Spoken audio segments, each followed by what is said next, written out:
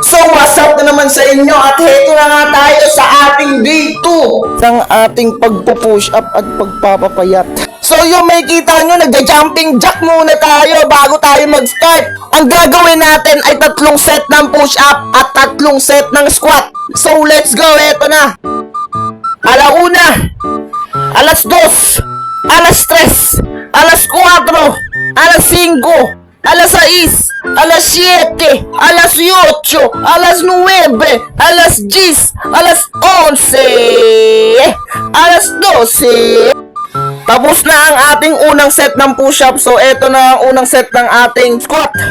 Tara, samahan nyo ako. Panoorin natin ang mga gagawin kong mga exercise. Let's go!